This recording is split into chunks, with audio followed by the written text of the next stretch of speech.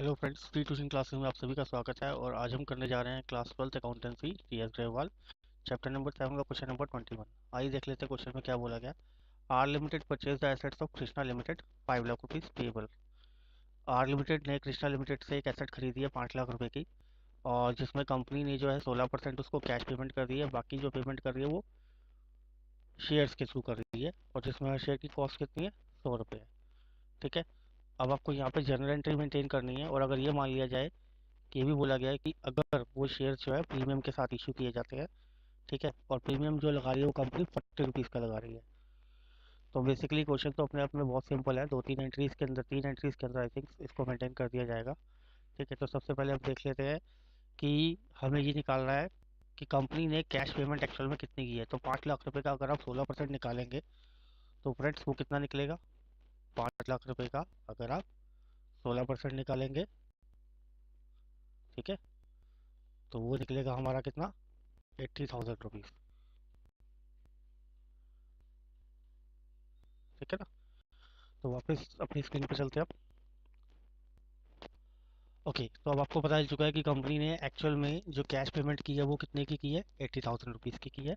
बाकी जो पेमेंट करेगी, बाकी बैलेंस बची हुई पेमेंट, वो किस तरीके से करेगी कंपनी, वो करेगी शेयर्स को इशू करके। बट यहाँ पे जो शेयर है उसकी फेस वैल्यू जो है 100 रुपये है। मतलब कंपनी 100 रुपये के हिसाब से पेमेंट ना करके 140 रुपये की करेगी।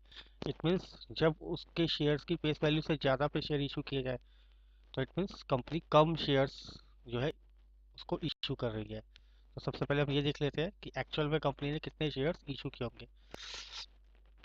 तो अगर हम 5 लाख रुपए में से 80,000 रुपये घटा दें, क्योंकि ये तो कंपनी कैश पेड कर चुकी है, तो इट मीन्स बाकी कितने अमाउंट बच गया, 4,20,000 रुपये का।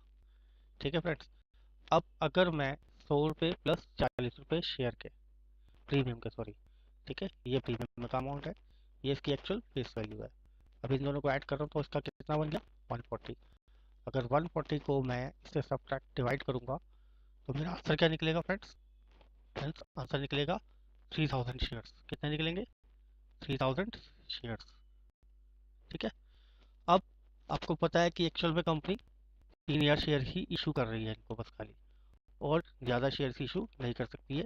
ये पेमेंट कैश के थ्रू गई है, और ये पेमेंट कैसे गई है फ्रेंड्स, ये शेयर्स को इशू करके गई है कंपनी। तो एक्चुअल में इसकी कोई भी जो कैश रिसीविंग नहीं होगी, क्योंकि आपको पता है जब भी कंपनी जो है कंसोलिडेशन लेवल पर वर्क करती है, मतलब किसी चीज़ को खरीद ले या किसी कंपनी को टेक ओवर कर ले, तो वहाँ कैश की एंट्री मेंटेन नहीं करते हैं। तो यहाँ सिंपल सी जो एक पहली पहली बेसिक एंट्री होगी एसेट परचेज करने की। सेकंड एंट्री किस चीज़ की मेंटेन करेंगे हम, कैश पेमेंट करने की 16% के हिसाब से, ठीक है, जो कंपनी पे कर रही है। थर्ड एंट्री मेंटेन करेंगे हम शेयर्स को इशू करने की। लेकिन वहाँ पे याद रखना आपको, सिक्योरिटीज प्रीमियम अकाउंट भी बनाना है, क्योंकि कंपनी जो है प्रीमियम पे शेयर्स को इशू कर रही है। तो 40 रुपीज़ के हिसाब से आपने प्रीमियम कैलकुलेट करना है। ठीक है। तो कितने शेयर्स कंपनी इशू कर रही है, 3,000। ठीक है फ्रेंड्स। तो ये कितना बन जाएगा हमारा अमाउंट, ये बन जाएगा 1,20,000। ठीक है। तो वापस स्क्रीन पे चलते हैं। ओके, तो देखिए यहाँ पे जो हमने बोला था, सबसे पहली एंट्री जो होगी वो एसेट परचेज करने की होगी। ठीक। Asset account debit to Krishna limited, जिससे खरीदा गया है। ओके, वो 5 लाख रुपए से होगी कि 5 लाख रुपए की एसेट परचेज की उसकी कंपनी ने। नेक्स्ट एंट्री मेंटेन करेंगे हम कृष्णा को पेमेंट करने की, क्योंकि कंपनी ने कैश पेमेंट की है।